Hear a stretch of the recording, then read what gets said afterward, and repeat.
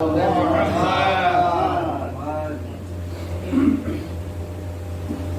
الله من قرأ الفاتحة. بسم الله الرحمن الرحيم.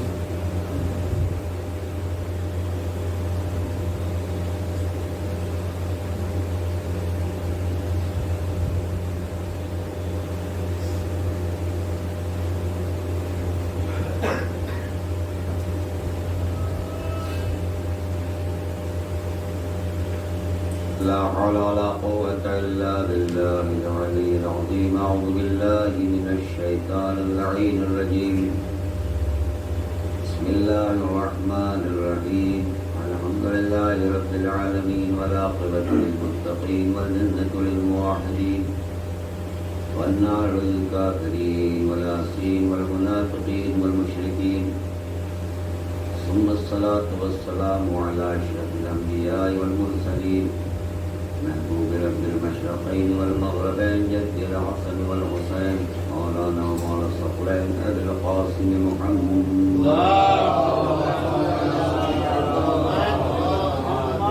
ثم الصلاة والسلام على الطيبين الطاهرين المعصومين المظلومين ولعنة الله على أعدائهم أجمعين من يوم ظلمهم إلى قيام يوم الدين.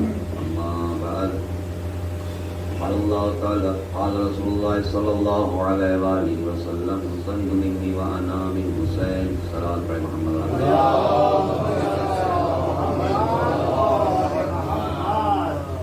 امام حسین علیہ السلام کی عشرے کی آج ہماری 8ویں نشست اور 8ویں مجلس. ہم نے امام حسین علیہ السلام کی محبت کو پہچاننے کی کوشش کی کہ امام حسین کس ذات کا نام ہے. امام حسین علیہ السلام کے لیے قرآن نے کیا کہا ہے اور رسول اسلام نے کیا فرمایا ہے. میں نے تمہید میں عرض کرنا چاہتا ہوں کہ امام حسین علیہ السلام کی منزلت وہ ہے کہ رسول اسلام ارشاد فرماتے ہیں کہ حسین منی و انا من حسین. حسین مجھ سے ہے اور میں حسین سے ہوں.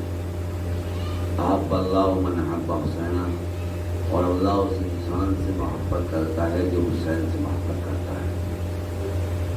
یعنی محبت خدا کا ذریعہ امام حسین ہے. اگر انسان کو اللہ سے محبت چاہیے تو اسے چاہیے کہ وہ حسین سے محبت کرے، کیونکہ ان کی زندگی وہ پاکیزہ زندگی ہے، وہ بطہارت زندگی ہے کہ ولادت سے لے کر شہادت تک کوئی بھی کام مرضی معبود کے خلاف نظر نہیں آتا. ہر انسان کی زندگی کو اگر آپ مطالعہ کریں کہیں نہ کہیں ترکیہ والا بھی انبیاء کی زندگی میں نظر آتا ہے، جبکہ انبیاء کرام بھی باعظمت شخصیتیں ہیں، باوقار شخصیتیں ہیں. اللہ نے ہادی اور رہنما اور ہماری ہدایت کے لیے بھیجا ہے، مگر کہیں نہ کہیں ترکیہ والا نظر آ جاتا ہے. مگر یہ وہ شخصیتیں ہیں کہ جن کے یہاں ترکیہ والا کا بھی تصور نہیں پایا جاتا. اب یہ تو آپ تاریخ ہے کچھ بھی کہہ سکتی ہے اور کچھ بھی لکھ سکتی ہے، کیونکہ بنی امیہ کا جو ہے وہ قلم مضبوط رہا ہے اور بنی امیہ کی حکومت رہی ہے. انہوں نے جو چاہا وہ لکھوا لیا. احادیث کے سلسلے میں ہو یا تفسیر کے سلسلے میں ہو یا تاریخ کے سلسلے میں ہو. پہلا دور جب خلافت کا آیا تو حضرت جی نے یہ کہہ کے منع کر دیا کہ حدیث کو بیان نہ کیا جائے، کیونکہ لوگ جو ہے قرآن کو بھول جائیں گے. مثلا اب آپ دیکھیں تاریخ کا کتنا بڑا ظلم ہے، کتنا بڑا جو ہے وہ مثلا ایک سیاہ چیپٹر ہے تاریخ کے اندر کہ حضرت جی کے پاس جب خلافت آئی تو تاریخ بیان حدیث بیان کرنے والوں کو حدیث بیان نہیں کرنے جاتی. پڑھیں آپ کتابوں میں، یہ ایسا نہیں ہے کہ کوئی ہمارے یہاں ہے، سب نے لکھا ہے کہ یہ کہہ دیا گیا کہ حدیث بیان نہ ہو چونکہ لوگ قرآن بھول جائیں گے. تو کیا رسول کو معلوم نہیں تھا؟ رسول کو یہ جو ہے مثلا نہیں معلوم تھا کہ میں اگر حدیث بیان کروں گا تو لوگ قرآن بھول جائیں گے؟ تو حدیث فرمائی کیوں؟ رسول کو ضرورت کیا تھی؟ صرف قرآن کی حدیث، قرآن کی تفسیر کرتے، صرف قرآن بتاتے اور حدیث بیان کرنے کی ضرورت ہی نہیں تھی. دوسرے صاحب نے حتیٰ کہ جو اسلام کا ایک بہت بڑا مثلا راوی بیان کیا جاتا ہے جسے ابو ہریرہ کہا جاتا ہے، اور جس کے لیے ابو ریا نے جو ہے بہت کتاب لکھی ہے کہ شیخ المضر کے نام سے کتاب لکھی ہے ابو ہریرہ کے اوپر، کہ سب سے زیادہ نقصان پہنچانے میں اگر کسی شخصیت کا ہاتھ ہے تو وہ ابو ہریرہ ہے۔ کیوں؟ پہلا دور آیا حدیث بند، دوسرا دور آیا حدیث بند، اب جو تیسرا سنہرا دور آیا تو اسے جو ہے حدیث بیان کرنے کا موقع مل گیا۔ اب آپ سوچئے کہ جو رسول کی زندگی میں سن 9 یا 10 ہجری میں اسلام لایا ہو اور رسول کے ساتھ صرف 1.5 سال رہا ہو، وہ بھی رہا نہیں ہے، پتہ نہیں کہاں رہا ہے، اس انسان کو جو ہے یہ تاریخ کا ظلم ہے اہل بیت کے ساتھ۔ آپ اگر دیکھیں کیا جو 1.5 سال ان کے ساتھ رہا اس کی جو ہے ہزاروں سے زیادہ حدیث موجود، جو علی اور اہل بیت رسول کے، اچھا بیٹی فاطمہ تو رسول کے ساتھ ہمیشہ سے رہی، حتیٰ کہ شادی کے بعد بھی کہیں دروازے دور نہ تھے، مسجد نبوی میں ہی تھے، آنا جانا رسول کا روزانہ کا ہے، تو جو گفتگو بیٹی مسجد میں ہوتی ہے وہ بھی سنتی ہے، جو گھر میں ہوتی ہے وہ بھی سنتی ہے۔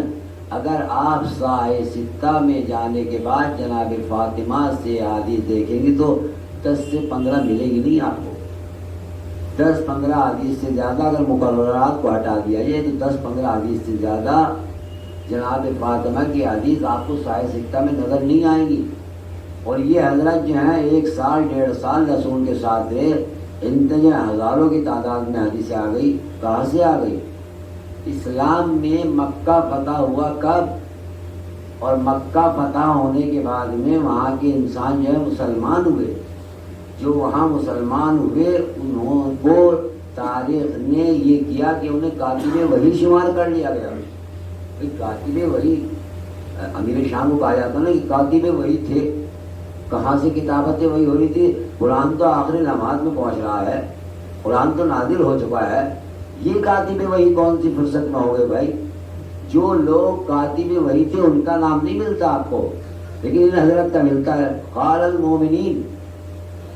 کیا اور نبی کے یہاں کسی کی بہنیں نہ تھی؟ صرف ایک ہی انسان قال المومنین ہے۔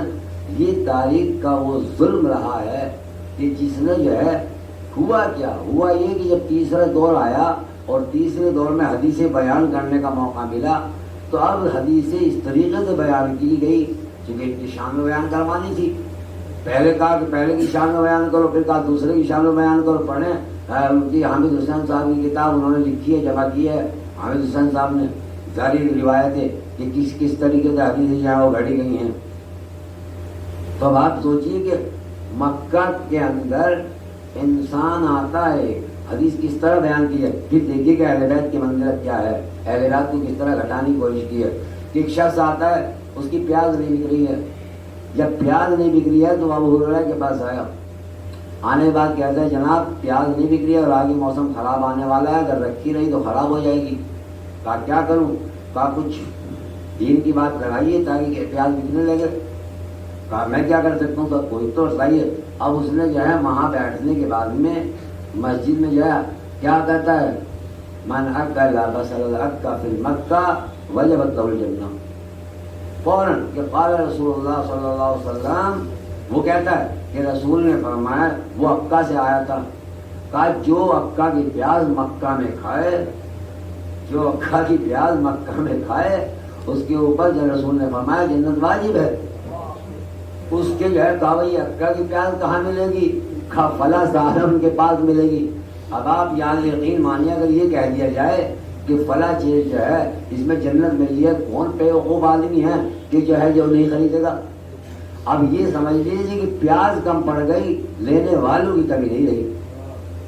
جناب ابو ذر غفاری جو ہے وہاں سے گزرے اور گزرنے کے بعد میں کہا کہ دیکھ رہے ہو کہ دربار خلافت میں کیا ہو رہا ہے کہ آج جو ہے ایسی ایسی حدیثیں بیان کی جا رہی ہیں جس سے اسلام کا مذاق اڑایا جا رہا ہے۔ یہ مذاق ہی تو تھا کہ رسول سے منسوب کی جا رہی ہیں، تو ایسی ایسی حدیثیں گھڑی گئی تو کیا ہوا؟ اسلام کو برباد کرنے کے لیے، اسلام کو خراب کرنے کے لیے۔ اسی لیے حضرت عمر کا جو ہنٹر تھا وہ اس پہ زیادہ چلتا تھا۔ پڑھیں آپ شیخ مضر جو کتاب ہے جس کے بارے میں لکھی گئی ہے، سب سے زیادہ خوف زدہ یہ ابو ہریرہ رہتا تھا. کیوں رہتا تھا؟ جہاں یہ حدیث بیان کرنے شروع کرتا تھا فوراً یہ ان کا انٹر آ جاتا تھا. تو اس وقت ان کی ضرورت نہیں، مگر تیسری خلافت کا ایک ایسا چانس ہی نہیں ملا کہ وہ بیان کر دیا. مگر قرآن نے کہا تم حدیثیں بیان کر دو گے مگر ہمارے بیان کو کہاں کے لے کے جاؤ گے؟ ہم اہل بیت کی شان اتنی بلند کر دیں گے، دنیا کتنی حدیثیں بیان کرے مگر قرآن سے نکال نہ سکیں. وہ اور ہیں جو حدیثوں کے محتاج ہوں گے، وہ اور ہیں جو بنی امیہ کے قلم کے محتاج ہوں گے. ہم جنہیں طیب و طاہر بنا کے بھیجیں گے ان کا قصیدہ ہم حدیثوں سے نہیں، ہم جو ہے روایت سے نہیں، ہم جو ہے ان آیتوں سے پڑھوائیں گے جسے مسلمان اپنے یہاں جو ہے واجب قرار دے گا. بھلانے سے بھی ان کا تذکرہ ختم نہیں ہوگا. تم حدیثیں گھڑواتے رہو گے، آنے والا زمانہ جو ہے خود سمجھ جائے گا گھڑی ہوئی چیز کیا ہے، رسول کی بنائی ہوئی چیز کیا ہے اور قرآن کیا ہے. جب اللہ کی مہربانیاں ہوتی ہیں، اللہ کی عطا ہوتی ہے تو دنیا والے اس کا کچھ نہیں بگاڑ سکتے ہیں. لاکھ کوشش کی جائے مگر جب امام نسائی نے کتاب لکھی مولا کائنات کی شان میں، مناقب امیر المومنین، امام نسائی کی یہ کتاب ہے.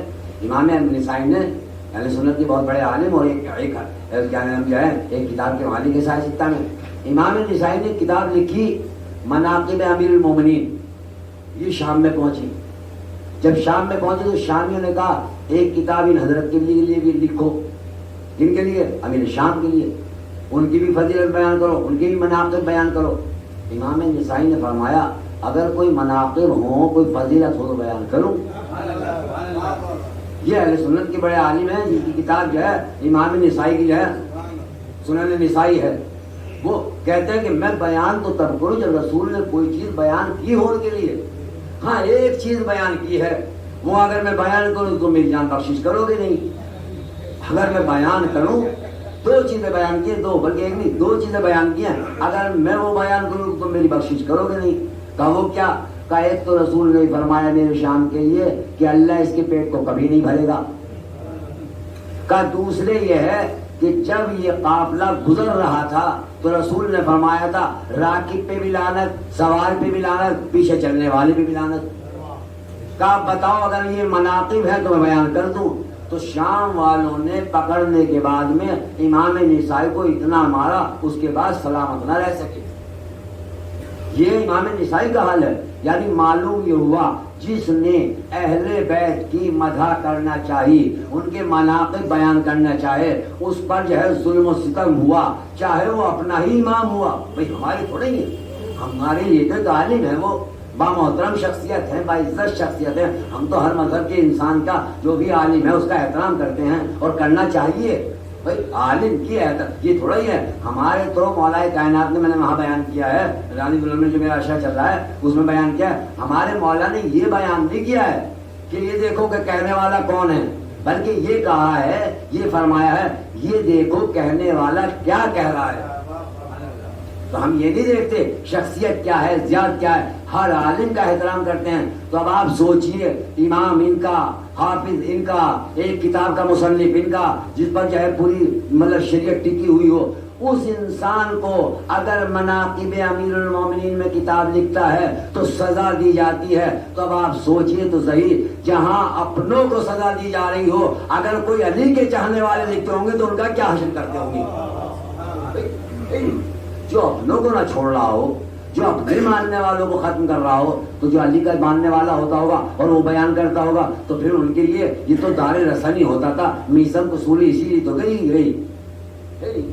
لیکن یہ کبھی بھی ڈرے نہیں. انہوں نے کہا ہم جو ہے بیان کرنے سے، تو لہذا حدیثوں میں فخر کرتے رہو، ہمارے لیے یہ آیا ہے، ہمارے لیے یہ آیا ہے.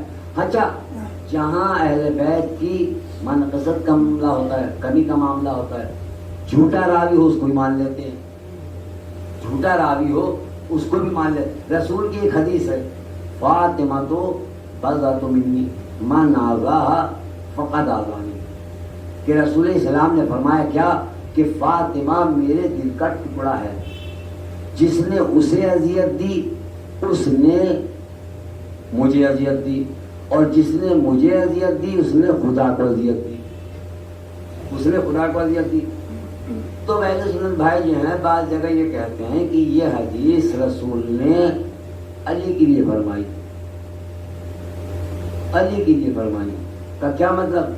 کہ جناب مولائے کائنات ایک دن جناب فاطمہ سے آگے بڑھ. دیکھیے کس طریقے سے مکاری ہے تاریخ نے، بنی امیہ نے کیسے کیسے لوگوں کو قلم دیا ہے، کس طریقے کے لوگ خریدے گئے ہیں، کس طرح کا ظلم ہوا ہے. تو ایک دن مولا کائنات نے آگے جناب فاطمہ سے فرمایا کہ میں ابو جہل کی بیٹی سے شادی کرنا چاہتا ہوں. ابو جہل کی بیٹی. یہ سن کر مولا کائنات کی بات جناب فاطمہ کو غصہ آیا. یہ اس نوٹس میں بھی لکھا ہے اور دوسرے مورخین نے بھی لکھا ہے. جہاں علی کی بات آتی ہے نا ان کو بڑا چڑھا کے لکھتے ہیں، جو ایسی بات آتی ہے بڑا چڑھا کے لکھتے ہیں. تو لہٰذا ایک مرتبہ وہ جو ہے جناب فاطمہ کو غصہ آیا اور غصہ آنے کے بعد میں اپنے بابا کے پاس گئی اور بابا کے پاس جانے کے بعد میں رسول اسلام کو فرمایا آپ دیکھ رہے ہیں کہ علی نے کیا کہا ہے اور علی کیا چاہتے ہیں. رسول اسلام نے سنا تو رسول اسلام کو تو غصہ آیا. رسول اسلام نے غصے میں ایک دم آ گئے اور آنے کے بعد میں ایک مرتبہ رسول اسلام نے جناب بلال سے فرمایا بلال جاؤ صحابہ کو جو ہے مسجد میں فوراً لے کر آؤ اور علی کو کہنا کہ مسجد میں آئیں. علی سے کہنا مسجد میں آئیں. لہٰذا صحابہ کرام جلدی سے اس وقت کیا حالات ہیں، رسول نے کیوں بلایا ہے، آخر بات کیا ہے، سبب کیا ہے. یہ دوپہر کی نماز بھی ہو چکی، اب بے وقت کی نماز ہوگی ہے، کیا ہوگا، کس طریقے کا معاملہ ہے، کیسا کیا چیز ہونے والی ہے. لہٰذا صحابہ کرام پریشان بیچارے، رسول نے کیوں ارجنٹ میٹنگ بلائی ہے، سب کو مسجد میں کیوں طلب کیا ہے. لہٰذا آئے بھائی رسول کے سامنے ہیں، رسول کی جو ہے بات ماننے والے ہیں، پروانے ہیں، جان چھڑکنے والے ہیں. رسول نے بتایا آ گئے مسجد میں. رسول اسلام غضب میں غیظ میں ایک مرتبہ جو ہے ممبر پہ گئے اور ممبر پہ جانے کے بعد میں جو خطبہ ارشاد فرمایا اور خطبے میں یہ حدیث ارشاد فرمائی اور کہا علی سن رہے ہو، علی سن رہے ہو. مولانا نے کہا جی میں سن رہا ہوں. کہا معلوم ہے جس نے فاطمہ کو اذیت دی اس نے مجھے اذیت دی، جس نے مجھے اذیت دی اس نے اللہ کو اذیت دی اور تم فاطمہ کو اذیت دے رہے ہو، تم فاطمہ کو اذیت دے رہے ہو، لہذا سوچ لو. اچھا یہاں آ گئی یہ حدیث بیان کرنے کے بعد. اچھا یہ حدیث بیان کس نے کی، یہ حدیث بیان کس نے کی، اس کا راوی کون ہے. اگر راویوں کو نہ دیکھا جائے اور ایک یہی ہوتا ہے ہمارے یہاں مثلا ادھر ادھر کی مطلب یہ مطلب واٹس ایپ ہے نا، یہ سوشل میڈیا جو ہے یہ یہی خراب کام کرتا ہے. مطلب ہمارے پاس ایک متن آیا اردو میں لکھی ہوئی حدیث آئی، اب یہ نہیں پتا یہ صحیح ہے غلط ہے، راوی ٹھیک ہے درست ہے غلط ہے، کہاں سے آئی کس طرح آئی. بس ہم نے دیکھا بس متن اچھا سا ہے اسے جو فارورڈ کر دیا، پتہ نہیں یہ ہے بھی رسول کی حدیث یا نہیں ہے نہیں معلوم ہے. اسی لیے کبھی کبھی جو ہے حدیث نہیں ہوتی مگر وہ حدیث بن کے جو ہے ٹہلتی رہتی ہے واٹس ایپ پہ ہے. تو لہٰذا یہ میسور بن مخرمہ نے عرض کی جس وقت رسول اسلام نے اس حدیث کو ارشاد فرمایا اس وقت میسور بن مخرمہ کی عمر جو ہے، یہ میرے ایسی ذہن میں آگی بات تو میں عرض کر رہا ہوں کہ اہل بیت کے ساتھ ظلم کیا ہوا. تو لہٰذا میسور بن مخرمہ جو ہے جس وقت یہ حدیث بیان کی سرکار رسالت نے اس وقت اس کی عمر 1.5 سے 2 سال ہے. کتنی؟ 1.5 سے 2 سال. آپ جا کے دیکھ سکتے ہیں، کوئی ایسا نہیں کہ میں اپنی طرف سے کہہ رہا ہوں، جا کے اس کی حیات پڑھے اور دیکھیں آخری وقت ہے رسول کا، آخری لمحات ہے رسول کے اور اس کی عمر 1.5 سے 2 سال ہے. 1.5 سے 2 سال عمر ہے. وہاں کون کون ہیں؟ تمام صحابہ، بلال، مقداد، ابو ذر اور جتنے بھی اول ثانی ثالث بڑے بڑے صحابہ موجود ہیں وہاں پر. رسول کسی کو یہ حدیث یاد نہیں، اس بچے کو یاد ہے. راوی حدیث جو ہے یہ بچہ ہے، یہ راوی حدیث جو ہے اسی سے بیان کی جاتی ہے کہ میسور بن مخرمہ نے فرمایا کہ رسول نے یہ حدیث جو ہے علی کے لیے فرمائی. کسی بڑے سے بڑی صحابی نے جو جہاں آئے تھے تقریر میں رسول کے پاس، آنے کے بعد میں رسول کی تقریر سنی تھی، کوئی ایک راوی تو بیان کرتا ہے، ایک صحابی تو کہتا ہے کہ میرے سامنے کہیں یہ گود کا آغوش کا بچہ جو ناسمجھ ہے، یہ ایسا تو ہے نہیں کہ وہاں سے کوئی پڑھ کے آیا تھا یہاں سے سمجھنے لگا تھا، یا رسول کی کوئی خاص عنایت تھی ہے کہ بھئی اس کی جو ہے یہاں جو فٹ ہو گیا اور وہ جو ہے بس یہ ہے. تو کوئی بڑا سا کوئی صحابی بیان کرتا تو بات سمجھ میں آتی نہیں آتی. یہ اس سے بھی بیان کی. اب جب ہم نے اس کی تاریخ بیان دیکھی تو تاریخ جو دیکھی معلوم یہ ہوا یہ دشمن اہل بیت ہے، یہ دشمن اہل بیت ہے.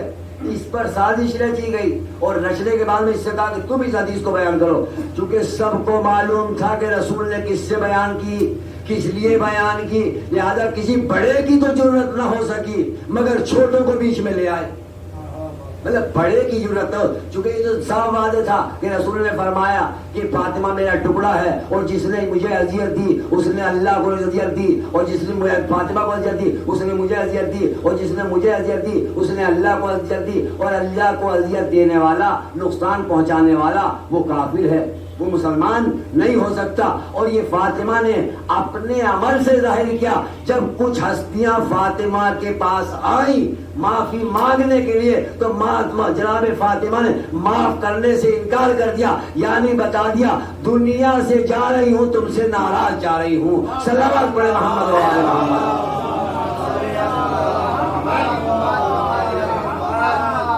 دنیا سے جا رہی ہوں مگر تم سے ناراض جا رہی ہوں، اور یہ بھی مولا کائنات کے کہنے پر درخواست کیا قبول کی تھی فاطمہ نے۔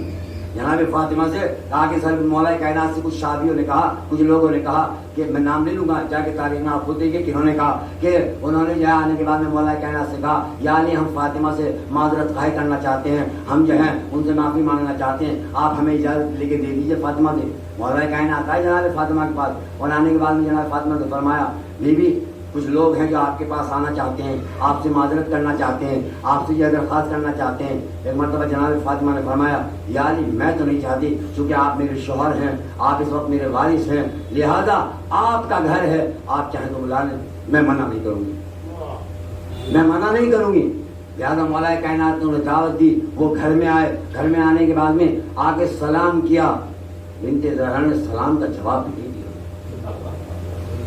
سلام کا جواب نہیں دیا، کیونکہ سلام کا جواب دیا وہاں جاتا ہے جہاں انسان مقابل کو مسلمان سمجھ رہا ہو۔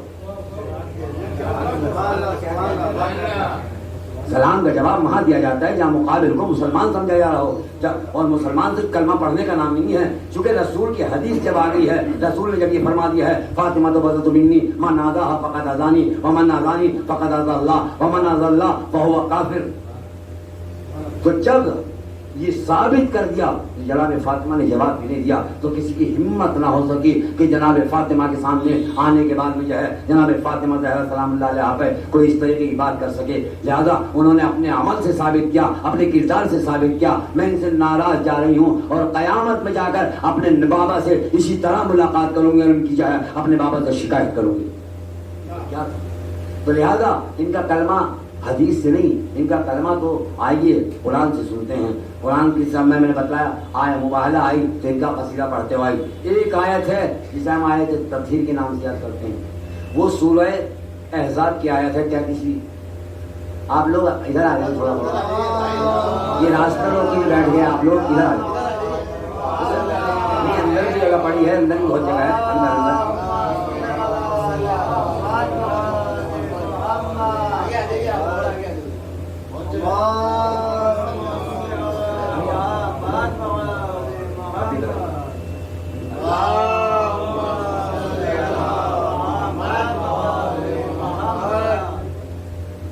جناب فاطمہ نے جس وقت دربار خلافت میں گئی ہیں اور جانے کے بعد میں مولا کائنات کو ساتھ لیا، امام حسن کو ساتھ لیا، اور جانے کے بعد میں جناب فاطمہ نے جو ہے ایک دعویٰ کیا۔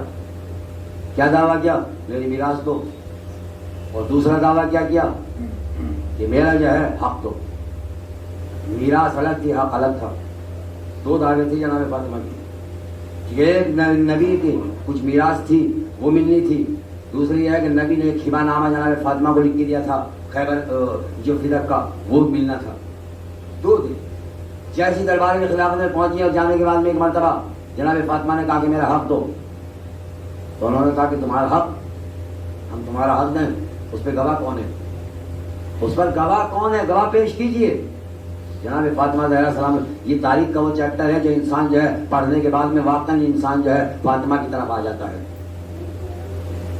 اسماعیل میرٹھی اسی بات سے آئے تھے، اہل سنت کے بڑے عالم تھے، نہیں سمجھ اسماعیل میرٹھی اسی بات سے جو ہے شیعت میں داخل ہوئے تھے۔